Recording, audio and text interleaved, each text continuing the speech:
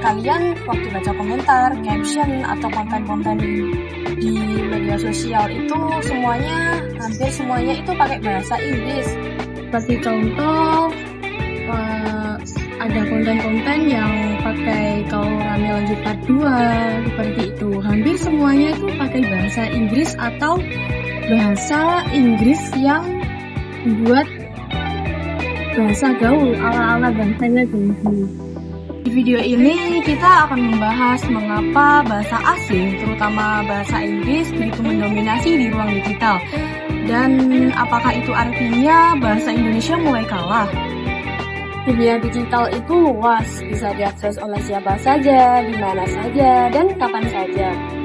Manusia satu dengan manusia lainnya bisa terhubung dengan mudah sekalipun berbeda negara dan berbeda bahasa.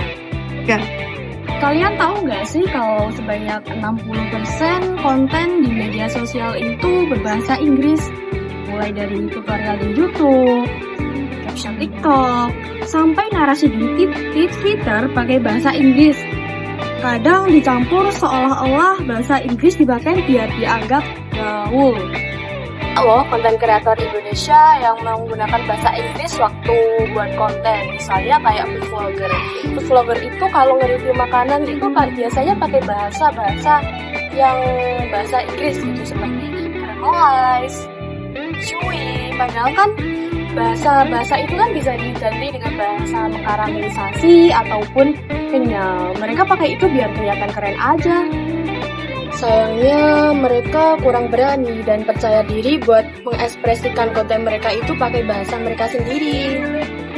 Itu bukan soal bahasa, melainkan tentang gengsi dan kekuasaan simbolik. Bahasa asing, terutama bahasa Inggris, dianggap bahasa modern, profesional, dan global.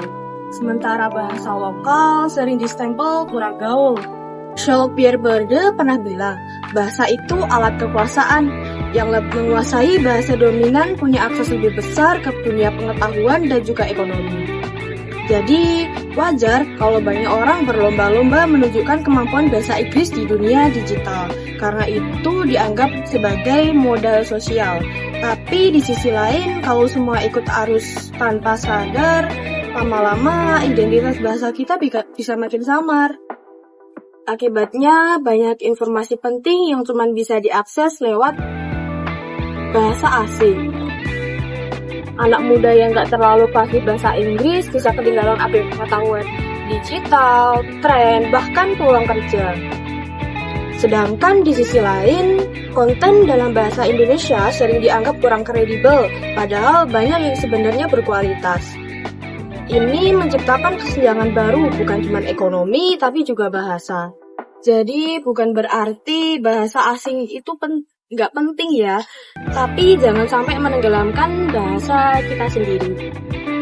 Dunia digital butuh keberagaman bahasa biar pengetahuan bisa diakses semua orang. Nah, bahasa itu bukan cuma alat komunikasi, tapi juga identitas, jati diri, dan bentuk perlawanan kultural.